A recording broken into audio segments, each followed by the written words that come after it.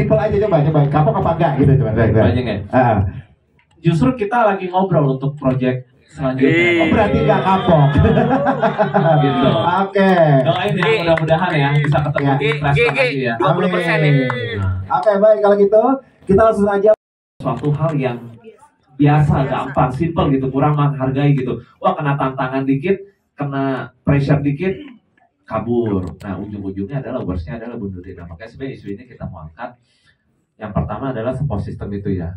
Makanya teman-temannya yang menolong dia. Nah, yang kedua, ya kita mau kasih tahu kalau bunuh diri itu bukan solusi gitu. Makanya ada brosur, ada apa ya. Tapi karena ini bukan film penyuluhan, jadi nggak mungkin lah ya ada 30 menit Naya ngobrol gitu kan. Tapi bunuh diri bukan solusi, dan untuk memasuki sisi entertainment ya, bunuh diri itu sebenarnya bisikan dari iblis. Ada setannya, ada kutukannya. Jadi kita yakin itu bukan pikiran murni kita gitu. Wah, ini bunuh diri aja gitu. Tapi ada pikiran-pikiran, ada alam-alam bawah sadar sana yang suruh kita untuk bunuh diri. Nah, karena di film ini setan yang suruh kita untuk bunuh diri. Oke.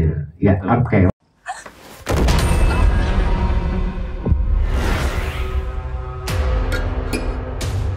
Ya, kita juga nggak mau jadi menyudutkan LSF di sini supaya nggak salah persepsi nih ya, nggak salah persepsi. Jadi sebenarnya tujuan kita adalah mengajukan untuk 13. Kan kita pengen tahu kenapa alasannya 17. Nah, saya pikir juga memang karena adegannya terlalu sadis ya, tapi mungkin sebenarnya poin utamanya bukan adegannya, tapi temanya, tema tentang bunuh diri dan tema tentang pesugihan, balas dendam itu menurut aturan belum bisa diterima untuk umur-umur anak-anak 13. Tapi memang pembahasan sih saya akuin itu agak seru ya, karena anak umur 13 mana nih patokannya gitu kan. Mungkin anak 13 di Jakarta sama kita bilang di, maaf ya, misalnya di daerah yang second city dan lain-lain, mungkin pola pikirnya beda gitu kan. Nah, jadi ini anak 13 mana nih yang kita sebut gitu kan. Nah, mungkin kalau anak 13 di Jakarta lihat begini udah biasa gitu kan, udah gak kaget gitu kan.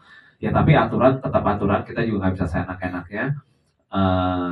Ya mereka menyarankan kalau tetap mau seperti ini 17 go ahead gitu. Tapi kalau mau 13 ya saya rasa itu akan jadi mengorbankan penonton. Justru saya pikir kalau kita potong-potong akhirnya jadi 13, itu yang kita bilang akhirnya kita menyenangkan LSF tapi kita mengorbankan penonton gitu. Jadi kita stick sama 17 aja juga pakai kompromi nih. Sebelumnya ada beberapa adegan juga mesti kita sesuaikan. Iya gitu kan gitu.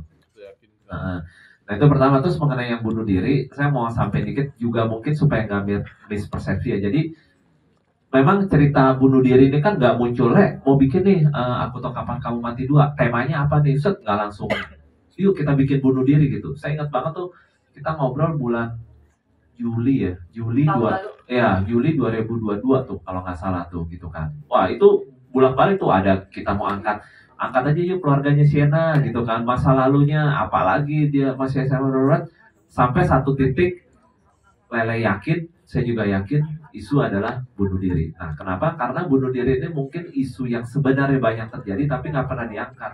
Orang kayak agak tabu gitu. Bahkan di TikTok kita aja, di sosmed lain-lain tuh sering di ban gitu, sering di take outin gitu. Makanya kita juga bunuh dirinya ada bintang-bintangnya gitu kan, karena terlalu sensitif. Nah, kita sebenarnya mau kasih lihat, mungkin kalau di film ini kita tuh yang pertama support system gitu kan. Ketika Sienna mau mencoba dalam tanda kutip bunuh diri, terus Windy mau bunuh diri, support system itu yang menghalangi dia sebenarnya gitu. Jadi aku masih takut, Mbak. Tiap kali ngelihat tanda kematian di orang. Sebuah desa kan, desa yang bagus, kelihatan bahagia di luar, tapi ternyata di dalamnya penuh kesedihan gitu. Nah itu butuh visualisasi yang kuat emang. Dan seorang filmmaker, kita membuatkan sebuah visual dengan storytelling yang dibalut visual yang indah gitu ya. Itu nggak akan sampai tanpa support dari production, terutama dari Pak Produser gitu. Kalau misalnya nggak didukung dengan waktu yang bagus gitu kan, pasti nggak akan bagus itu hasilnya gitu. Jadi ujung-ujungnya kreativitas dan production harus berjalan seiringan. Itu sih, harus berjalan bareng, berjalan lurus antara kreativitasnya saudara dan semua dari departemen artistik harus disupport juga dari productionnya gitu. Jadi kita bisa sewa, bisa pakai drone beberapa hari, kita bisa pakai Jimmy Jim dengan angle-angle yang dramatis gitu kan. Terus kameranya juga dengan semua gear yang kita butuhkan tuh bisa tercapai gitu. Itu sih sebuah teamwork ya pastinya.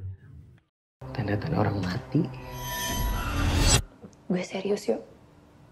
Gue bisa lihat tanda kematian. Diskusi bareng panjang lebar sih gitu kan, membahas semuanya gitu ya. Dan ya bisa dibilang bahagia nggak bahagia, kecewa nggak kecewa gitu. Jadi ya kita akhirnya mendapatkan konstruksi baru, kita mendapatkan sebuah insight baru dari LSF juga. Terus itu yang disayangkan ada beberapa yang harus emang kita kompromikan gitu kan. Terutama di poster ya, di poster paling utama terus berubah posternya seperti yang lebih sopan lah gitu kan, lebih nggak tahu nih kalau lebih nggak provokatif gitu kan, lebih masuk ke klasifikasi untuk semua orang untuk bisa dicetak dan dapat logo LSF gitu ya. Ya kita berubah skenario terus pas waktu untuk dari teaser trailer sampai ini juga ya kita ya itu mendapatkan klasifikasi yang memang dewasa gitu kan. Ini kita pertanyakan sih gitu. Sedangkan sebelumnya kan banyak film-film yang emang ada penggal kepala dihancurin lah apa segala macam, itu dapatnya 13 plus gitu kan. Sedangkan kalau kita pikir kayaknya kita nggak sampai ngancurin kepala gitu kan, so, kayak kita nggak sampai segitunya gitu kan. Cuma udah kita ngobrol banyak, ternyata yang emang lebih provokatif adalah dari sisi temanya yang bunuh diri tadi gitu kan. Ternyata tema bunuh diri ini bukan untuk klasifikasi di umur 13 kayak gitu. Jadi dan beberapa adegan yang yaitu yang terlalu vulgar di nilainya gitu ya. Akhirnya ya udah, daripada kita dapat 21 ya udah kita settle di 17 tahun. Tadi mau 35 kan. Bercanda. Ya, akhirnya kita settle di 17 tahun. Akhirnya ya dengan semua yang kita terima, LSF juga terima juga masukan dari kita semua. Dan ya ujung-ujungnya kalau kita mau naik banding sih kemarin kita bisa ya, kita minta apa yang mesti potong, mesti diedit apa segala macam gitu kan. Cuma akhirnya kita putuskan ya udah kita go with 17 tahun. Mbak Naya ada? Mbak Naya kan cuti nemenin jenazah orang yang kemarin, nak. Ternyata masih satu. Yang kelihatan di luar tuh lebih indah, belum tentu sebenarnya tuh indah gitu kan. Dan sebenarnya itu yang saya personally sayangkan adalah kasus ini tuh nggak cuma buat orang-orang di atas 17 tahun gitu kan. Bahkan justru di anak-anak yang masih hormonnya masih bergejolak ya, umur baru akhir balik itu sering mengalami itu gitu. Sosial media kita nahan-nahan di film sosial media tiap hari ada gituan. TikTok nggak punya LSF. Nggak, bunuh diri tuh dari zaman sekarang tuh udah dari umur 12 tahun tuh udah ke insight ke mereka gitu kan. Bahkan ya seorang yang saya kenal gitu kan, relasi udah melakukan itu juga tuh di umur 11-12 tahun, 13 tahun itu. Jadi harusnya sebenarnya relate dari kita untuk membuka mata semua gitu, buat kita peka sama sekeliling kita. Jadi menjadi support system yang bagus buat mereka, buat kita semua gitu sih. Sama Mbak Naya. Lo yakin mau kesini? Ini desa Ramutep jauh banget loh. Gue enggak. Maksudnya sebenarnya tadi katanya kalau kenapa harus bertanggung jawab terhadap ini, yaitu ada gunanya LSF kan. Jadi pada akhirnya mengarahkan juga bahwa ini bisa ditonton untuk 17 tahun ke atas, dan kita berharap penontonnya habis itu siap untuk menerima tontonan seperti ini. Dan saya rasa seharusnya siap untuk klasifikasi umur itu. Yang mungkin tidak bertanggung jawab adalah kalau ada ibu anaknya, orang tuanya sendiri. Ya, dan it's problem not our gitu. Nah, terus aku rasa film ini bukan mengajak orang, justru malah membuat orang yang tadi Anggi bilang gitu, kayak semuanya kelihatan baik-baik aja, tapi ternyata mungkin dalam diri orang itu nggak baik-baik aja gitu. Kayaknya film ini justru membuat kita aware bahwa di dunia sana, di luar sana, setiap hari saya masih lihat bahwa ada berita tentang ibu-ibu bawa anaknya. Baru kemarin kita lihat ada bahwa ibu-ibu bawa anaknya ngelewatin, mau dibuang atau ngelewatin rel kereta api, dan itu ada gitu. Terus kenapa kita harus tutup mata sama itu dan takut membahas itu? Oke. Yang mati kemarin. Dan rasanya Mbak Naya ada kesamaan di antara mereka. Orangnya nggak terlalu peka terhadap hal-hal yang kayak gitu. kurang sensitif, jadi aku nggak punya perasaan yang janggal atau kayak tiba-tiba merinding, kayak ketakutan sendiri, normal-normal aja. Cuma aku cerita sedikit tentang aku iseng banget, aku ngelakuin penelusuran sama temen aku dan juga satu orang anak indigo lah ya dibilangnya, sama Mas Iqbal dan juga sama Elina. Dan penelusuran itu kebetulan di lokasi syuting aku. Dan itu bener-bener gak direncanain, niat kita cuma kayak pengen tahu kira-kira di lokasi syuting ini ada penunggunya siapa sih. Terus tiba-tiba aja temen aku yang Elina ini, dia kayak kemasukan entah penunggu di situ, dan dia berusaha untuk menyakiti diri dia sendiri, bahkan sampai nyekek leher dia. Dan tiba-tiba dia nangis. Dan aku bilang sama dia, ini pura-pura ya, ini cuma acting ya, atau aku masih nggak percaya. Terus setelah aku ngelihat dia tiba-tiba berusaha nyakitin si Mas Iqbal dan tiba-tiba bisa bahasa Sunda, di situ aku kayak langsung yakin, wah ternyata hal kayak gini tuh beneran real dan terjadi ya. Cuma karena aku mungkin jarang menemukan di kehidupan aku sehari-hari, bukan berarti hal itu tidak ada. Dan habis itu digambarkan kan ditanya sama si yang paranormalnya, gimana bentuk kamu, bagaimana kematian kamu. Dan ternyata itu mirip banget sama bentuk hantu dan juga kisah yang tadi mungkin semua ada pernah nonton. Kayak gitu. Makanya jadi itu bener-bener gak disetting, gak juga janjian sama hantunya. Dan dia tiba-tiba ngomong sendiri kayak gitu. Sebenarnya ada apa Mbak sama desa ini? Kami diajarkan. Aku seneng karena tertarik main film ini. Pertama karena memang Mas Anggi Mbara sih harusnya. Aku belum pernah main sama Anggi sebelumnya, jadi ini adalah kesempatan pertama aku, apalagi horor. Jadi kayak kesempatan yang aku tunggu-tunggu banget gitu ya, pengen dieksplor secara apa ya. Film horor tuh kan cantik ya, artnya, setnya bagus gitu, terus kayak adegannya mesti seru dengan kamera movement yang seru-seru gitu. Jadi ya itulah kenapa aku bermain di film ini, karena ada Anggi.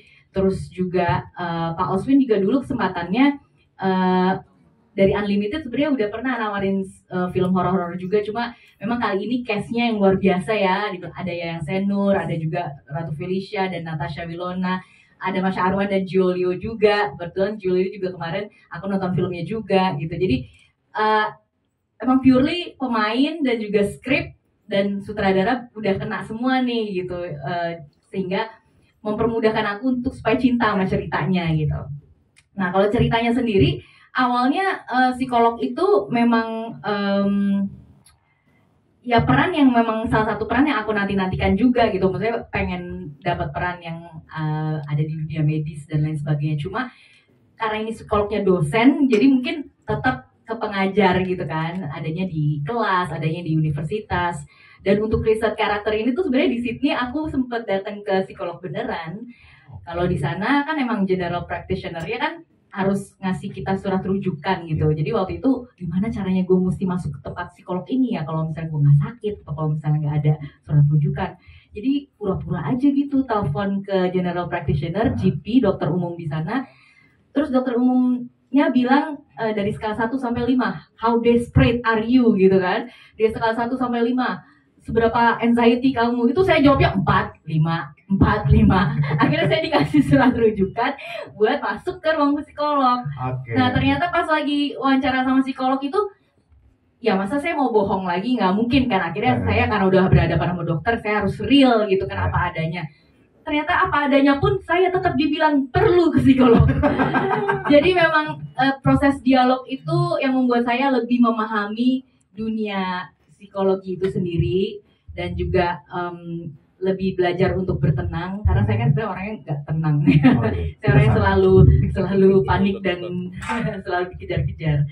Belajar untuk tenang dan belajar untuk lebih sabar, belajar untuk lebih bisa mendengarkan pasien saya, Wilona. Jadi ya itu dia pengalamannya.